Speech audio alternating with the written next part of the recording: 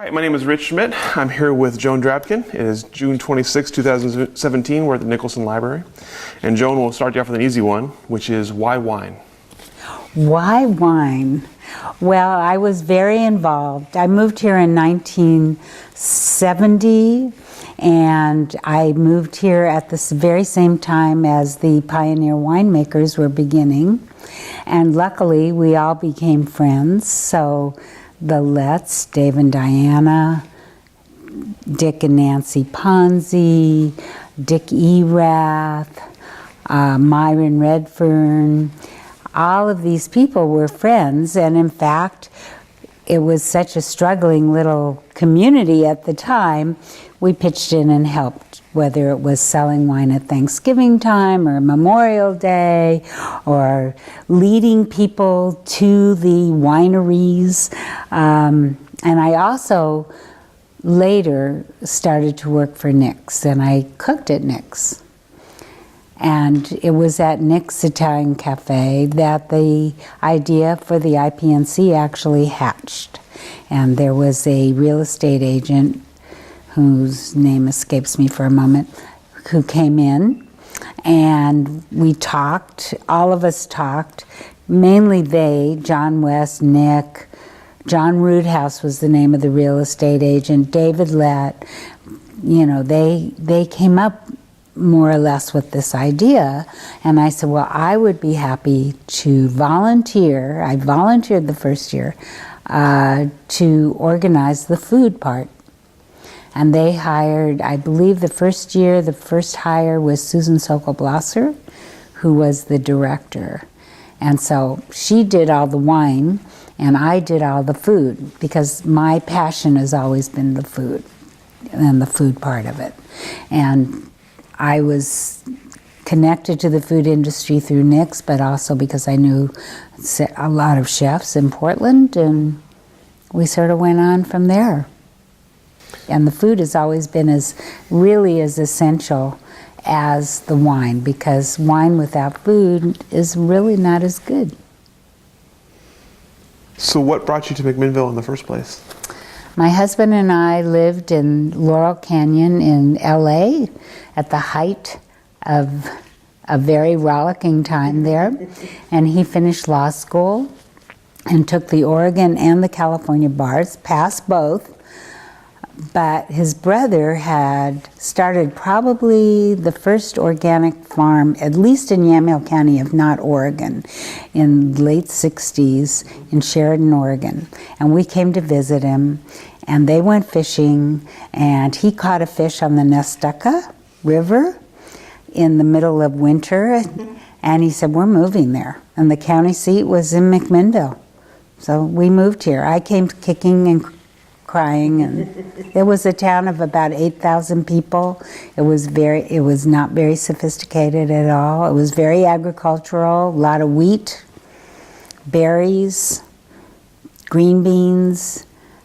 Linfield was pretty dry campus, so we've all come quite a long way. But at the very same time, unbeknownst to us, people were starting their vineyards at just the same time, and we all had children, and then they all grew up together because we all became friends. So how did you first get introduced to the people in the industry? How did you first become aware there was an Oregon wine industry that was just starting? Well, the first thing that happened is there were a group of us that started a little private school for our children. And part of that group were people in the wine industry, like Jason Lett was one of the children. And I met, and Ann Towsey was the name of this woman who started this Fifth Street school. So our children went there. So Carmen, who now is the owner and director of NYX, she was a child then. Her sister, her younger sister, was a child. I'm trying to think who else. Anyway, so I became very good friends with the Letts, and they needed help selling wine. I did this only for fun. So like on Thanksgiving weekends and things like that, I would go and sell the wine. And then Nick always just had an exclusively, at that time, Oregon wine list. He was a big supporter of Oregon wine right from the get-go. So that's how we all kind of melded and merged, and we had parties, and we were all good friends. We had little kids. Sure. Just it was luck. It was really luck. What was it like trying to sell wine into a population that didn't really know there was a local wine industry? Drink wine? It didn't drink wine. It was a push. How did you go about educating? How did you go about selling?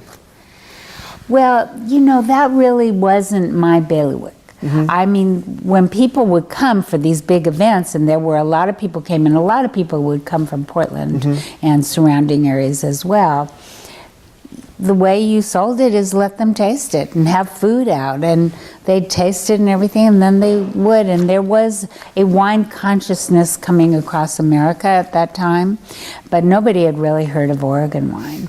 California wine was big. French wine was big, but it was just very incremental and educating people on a person-to-person basis. And then there were more and more press about Oregon wine, but Oregon wine now has this phenomenal reputation.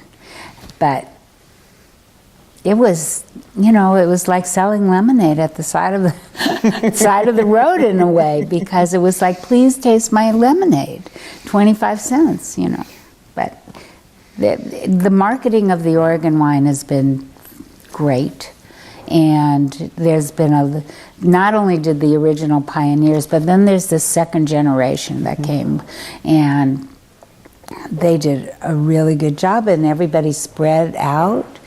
And that includes the Castiles from Bethel Heights. There was and people were very cooperative in the wine industry themselves. They worked together, they planned together. It wasn't quite as competitive as it is now, but people really, really worked for the good of the whole at that time.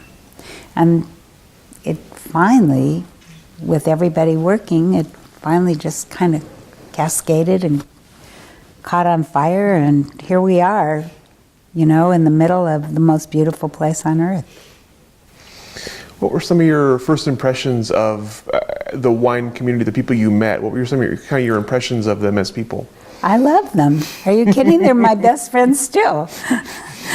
Dick and Nancy Ponzi were very, very close to. We adore them. Our families have grown up together. I'm now know their grandchildren who are more grown up anyway, but are at the cusp of adulthood. And, we love them. And the same with Jason Lett. I was his legal guardian for a while. And just... they were fun. And they still are. And we had great times. We had fabulous parties.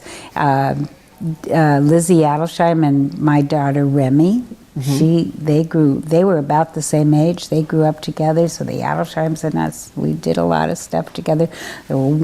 Mainly, I can tell you there were wonderful parties. There wasn't a lot of places to go here, so you had to create your own entertainment, and we certainly did. It's hard to believe looking at us now, but it's true. And so NYX opens at some point, and it's kind of the first fancy place to eat in the area. Well, it opened as a cafe, and it still is. It was never fancy.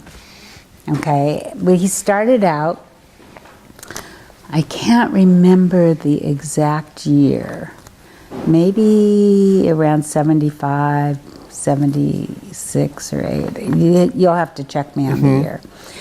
But it started out, you could buy, he came from the Bay Area, and they did a prefix meal. So you have 5 courses for $12. And that included soup, salad, pasta, and entree and dessert. And people loved it, but it took a long time. He had a lot of notoriety and a lot of press, but people in McMinnville had no idea he was here. I'll never forget, I was walking down 3rd Street near Adams and Baker, and somebody said to me, "Have you ever heard of this NYX Cafe?" And at that time I was working for them. I said, "I certainly have." And so they were kind of confused about where it was. I just walked them back all the way to Evans and 3rd. I just walked them back and said, "Here it is. You'll go in, you'll enjoy it." And people did. And Nick has always been a very genial host, and he was a tremendous supporter of Oregon wines. And then during the day when I worked, because I had a family at night, so I didn't cook there at night, I cooked during the day. All the winemakers would come in themselves to sell their wines. They would have a case of wine on their shoulders, and then they'd come, and then of course we'd, chew the fat and have a good time. And Joan Erath at the time was Mrs. Erath, is no longer. She used to come in and sell wine, and we always looked forward to her. Well, it was part of the job to taste the wine. Sure. It was a hard job. What do you know? What made Nick so intent on kind of focusing on Oregon wine? Do you have an idea? You would need to ask him, but his instincts are just right on. And he did, and he was excited that there was a wine industry here. And he, coming from California, I think he decided to promote Oregon because he had a small fledgling business and they had a small fledgling business, so they helped each other. That was the spirit of cooperation that existed here. Very cooperative, very much wanting to help each other. And so then how did you come to start working there? Well, it was through this little school, private school, that we started. So Ann Towsley was the originator of the school, along with a woman who's still here, her name now is Beth Dell.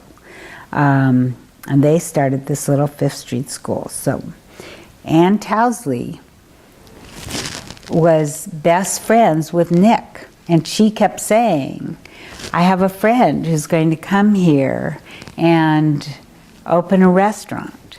And so we all got behind the restaurant because he and Shirley Kishiyama, his wife at the time, they started that restaurant. So we just all pitched in and we became customers, but we also helped in any way we could.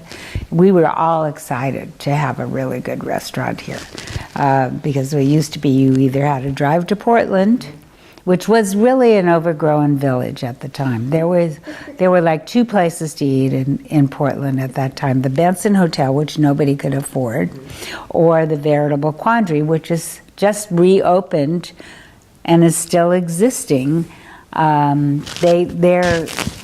Their original restaurant just closed last year because the feds wanted that area for a new federal building in Portland, but they just opened it up again, and it's still in existence. Or you would have to go down to the coast, to Moe's, to get a bowl of clam chowder or something like that.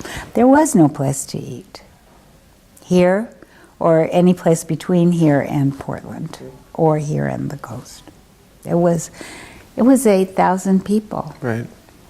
Actually, in the place Nick says now, there was a restaurant called Irenes, and they got closed down because they had got, where Rice's Furniture is now, is where the slaughterhouse was.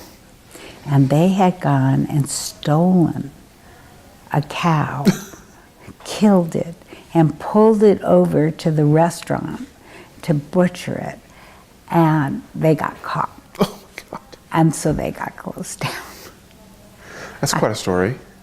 Oh, there is a lot of stories. There are a lot of stories, but that one is just Yeah, but it's true. And it paved the way for NYX to open there. And then it was closed for a while. That storefront was closed for a while. And then he came in, and it was a wonderful old restaurant. You know, it had bar stools in the front with an old bar, and the back room wasn't made into the back room as it is now, but it would be like a storage room. We had put up a basketball court so we could all shoot baskets and that kind of stuff. But it only had the front room and had these wonderful old booths, so everybody felt really private and nice in these red leather booths. And it was a great place, had that kind of popcorn ceiling, and you know, it was old time. It was old time, but it was good. So we still talk about NYX today as being kind of one of the preeminent kind of parts of the Oregon wine industry. What was it, you kind of described it a little bit, but what was it about the place that made it so special and made it so resonate so much? Well, first of all, the food is excellent. And always, before local and sustainable became fashionable words, Nick was always local. I mean, as proven by his wine list, but also he tried to buy from, when he could, from growers here. But there was no farmers market in those days or anything like that. But he was always a supporter of what was local. And he's a wonderful chef. He made great food. His minestrone soup is famous. His pastas were handmade at a time when nobody was making handmade pastas. And Carmen has just continued with the tradition, but kicked it up about 100 notches too. And also the friendliness. Everybody, you know, the people who were waiting tables knew the people who were coming in. It was a very friendly place. It was like going home. You'd walk in, it was like, this is your neighborhood, this is your home, you know. And people knew you by name, and new people were welcomed, and especially people who had never eaten there were really welcome because, you know, wanted to build their customer base. Sure. And the food just was always terrific and generous. And so you said earlier you were working there when the idea for IPNC was hatched, and you volunteered. So take me through kind of the preparation for the early IPNC. Like what was your role and how did it come together? Well, I organized all of the food. And I don't know exactly what all the events are, but even that first year, many of the events that are still there today were there to begin with. So there was like the Friday night dinner, Friday lunch. Later on, we started with going to the wineries for lunch. There was always the Salmon Bake. There was the Sunday brunch. I don't think the first year we had that Sunday afternoon special event, but that was incorporated during I was there for the first 15 years, so there were changes over that period of time. But, so my job was to organize, to order all the food, which I don't think is done anymore. I think now each chef has to order his own food, but I not only ordered all of the food, got the menus, made sure the menus were compatible. There wasn't a lot of overlap and stuff like that. Contacted the chefs, got them to agree to come, get every piece of crockery and cooking equipment that they needed. And it was the old Linfield College kitchen. There was no air conditioning. And this event always happened the last weekend of July. So I would get huge fans in to try to keep, people were just, they were just melting back there. They were melting in the dining room as well, but that's how we got the idea about moving them outside. Like the Friday night dinner now is outside and things like that. But I just organized everything there had to do with it, and I organized the volunteers that came into the kitchen and their lodging and what they needed, and you know, taking care of them because we wanted to make them feel appreciated. We always had a volunteer dinner for them and made sure that we had breakfast for them and kept them hydrated and fed. So there just was many, I mean, the food part is big. It's I don't know anymore what the wine part is like, but it used to be equal. If it isn't anymore, I don't know that. Because I haven't done that since 2000 or 1999, something like that. So it's a while ago. But in our first year, we had 350 people and sold out right from the get-go. And then it incrementally built. And we were always contained by the size of the Linfield dining room, how many people you could seat. And they sort of now gotten around that too by doing double shifts and that kind of thing. But at that time we were constrained, and we didn't have very much money. You know, the budgets were very, very skinny and strict. Sure. So it was amazing, but it was fun, and it was the time before Portland became known as such a food destination. So it was a wonderful way to incorporate the food and wine, and all these people got great publicity, and really helped kickstart their Vitaly Paley, so many of the chefs who are still in existence today. There are some that have retired, actually. Sure. But it's always been a great event. How did you come up with the idea, or how was the idea for the Salmon Bake? Because that's kind of the iconic part of the festival. Well, there was people down at Depot Bay who did salmon bakes that we knew about. And so we thought, well, that would be great. We would get them up here, and then we'd get everybody outside, and we could sell extra tickets to it. Sure. And that's what we did. And right from the get-go. And we just kept refining that salmon bake. And after a while, there are local chefs who took over the actual cooking of the salmon, but they know how to do the cedar plank and the big fire pit. Oh, that was the other thing. I'd have to get the fire pit dug. I would have to get all the wood, and the tents, the hay bales, you name it. Everything that went with the food is what I was responsible for in the end. That's a big job. It was great though. It was the best job I ever had. It was the most collegial. I loved working with all the chefs. I loved working with the people at IPNC.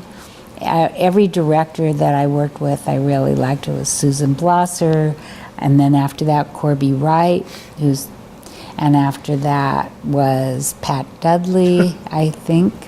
Pat Dudley and I are still really like this. She was there the longest period of time while I was there. And Amy Wesselman, she was there when I decided to go on to other things. But it was just a great group of people. I'll tell you, I've been a lucky person to have these people as my friends my whole life, or my adult life. So what was important to the people who were when IPNC was starting? What was important to the founders? What was the focus? To promote Oregon wine. That's why it was never a contest. It was never going to be a winner, like who has the best. It was a celebration, and it was to promote Oregon wine. That was the idea, and to promote it all over the U.S. and the world. And that's why we had the French coming in, the New Zealanders coming in, the Germans coming in, the Austrians, the English, the Italians. It was to get the word out. And then the press came and would invite important people to come speak, and then the press would definitely come. And we had wonderful wineries. A lot of the winemakers had very good connections, especially with the Burgundians. And they would invite themselves to come, and they would come, and they wanted to see what this Oregon was all about. Sure. And there was an article in the New Yorker many years ago all about Lalu, who had Romani Conti, still, well, it's such a premier wine, but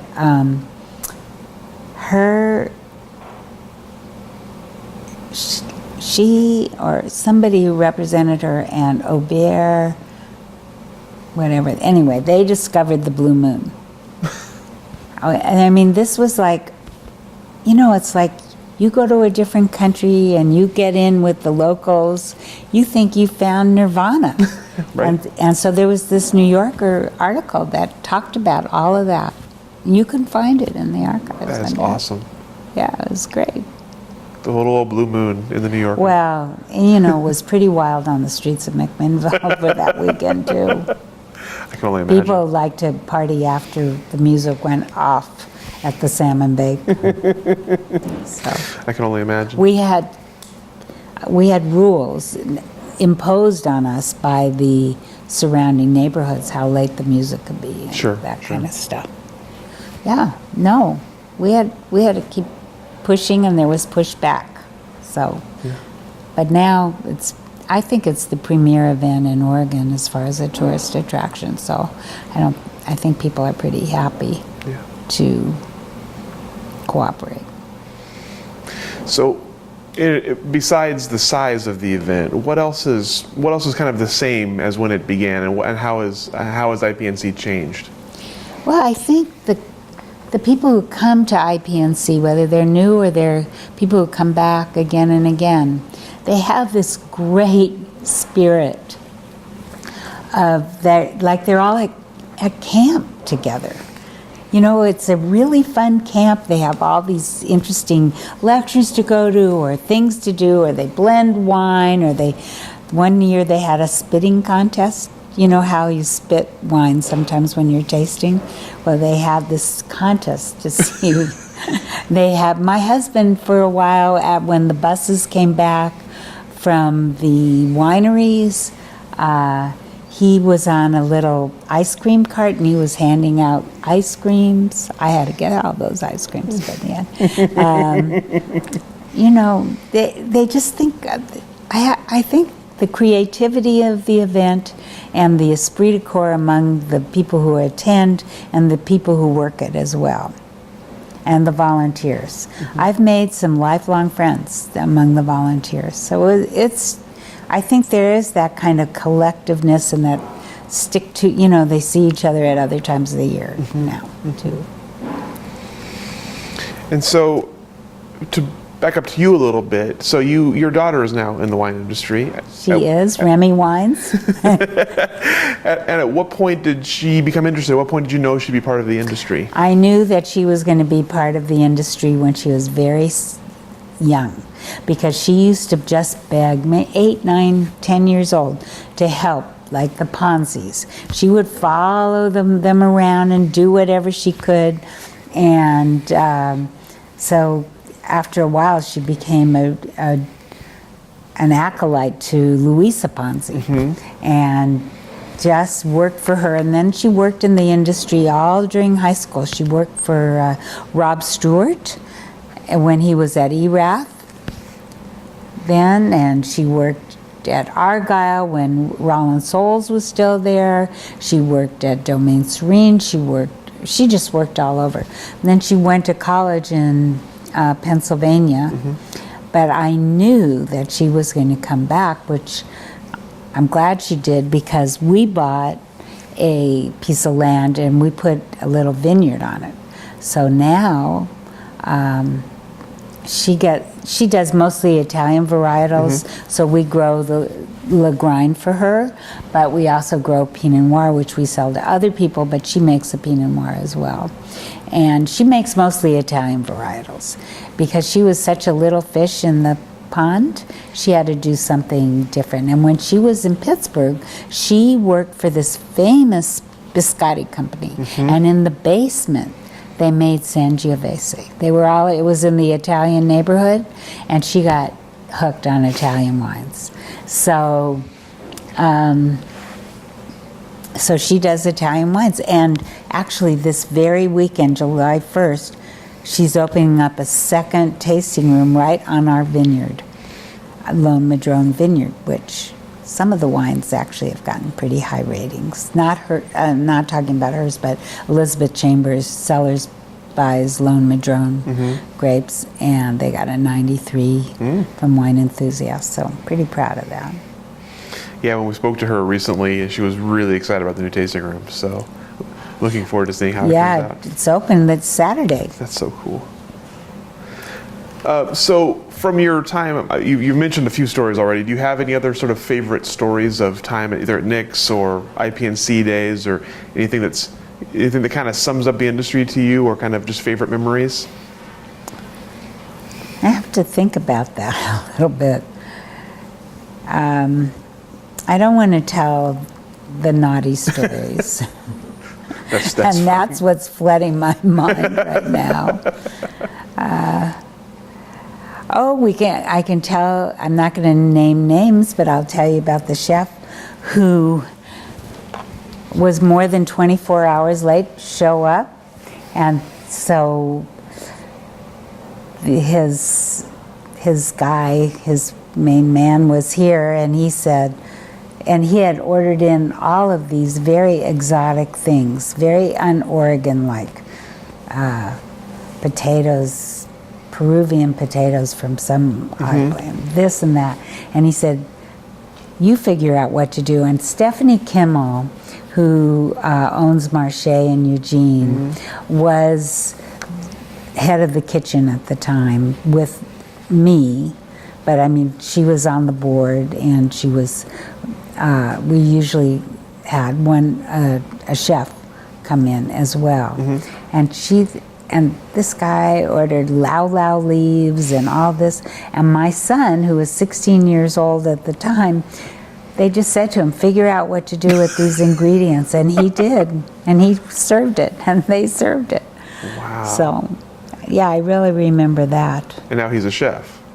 Now he's a chef. He actually is an educator. He worked at Edmonds Community College till about a couple of years ago when he moved to Palm Springs. Edmonds is in Seattle. Yeah. And he was a co-chair with Tracy Edlin of the Culinary Arts Department there for many years. He and his colleagues and his best students would come down here and do all the desserts for the Salmon Bake for many years. This beautiful serpentine table with many different desserts. It was beautiful, beautiful when he did it. But now he's moved to Palm Springs, and he, unfortunately, not part of the college anymore. But Tracy, I think, is coming back down. So it's good. So the whole family was part of IPNC. The whole family. Got my husband on the ice cream. Also, I had him pouring sparkling wine at the brunch at times. That was when we still were looking for volunteers to do that. I think there's SOMs now that do it. I don't think that, a lot of the beginning was flying by the seat of your pants. And you would things would happen. Like one night, all the tables were set for the Salmon Bake, and it rained. And I was like, oh my God, all the tablecloths were wet and everything.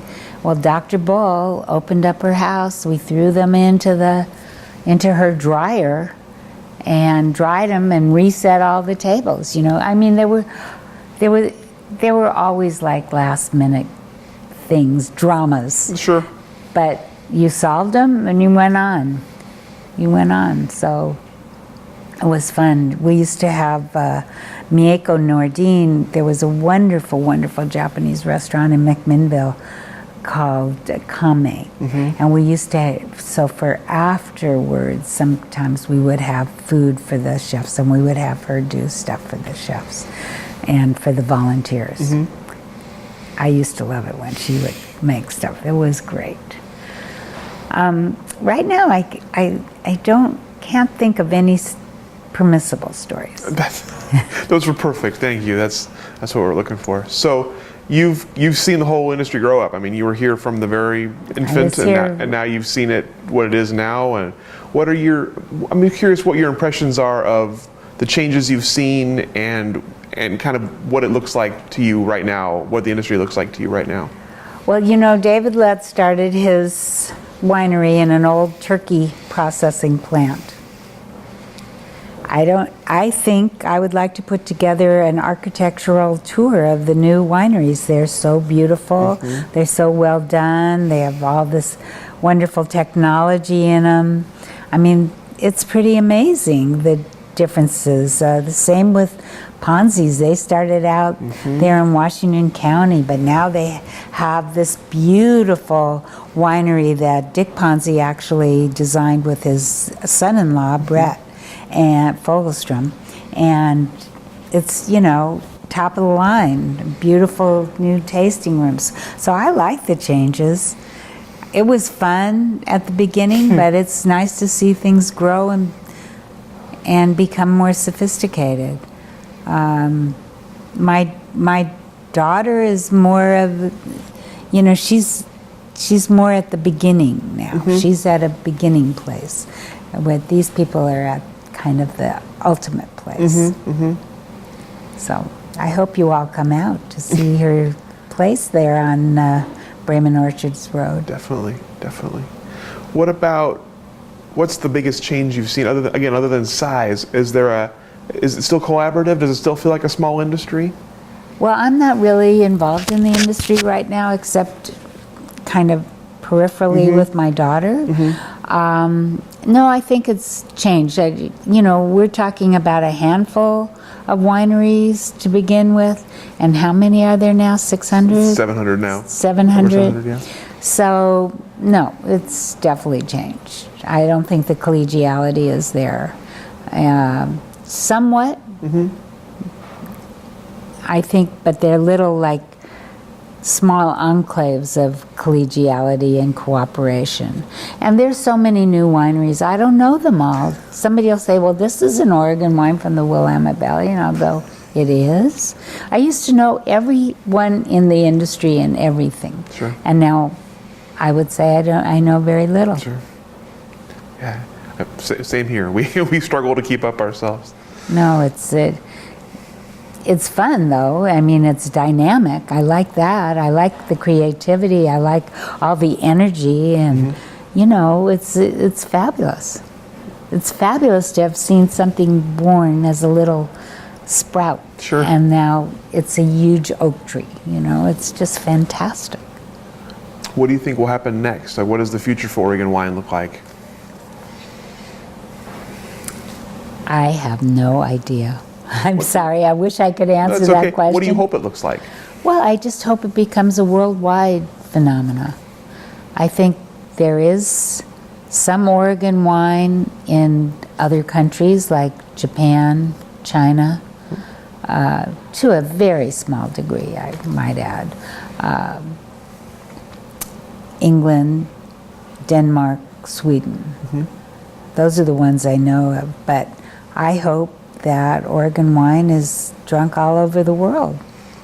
You know, it'd be great, and that it's held in esteem by the people of the world as well, that we have a global outreach. Okay, well, that's all the questions I have for you. Is there anything I should have asked you? Anything else you'd like to add or that we should have talked about?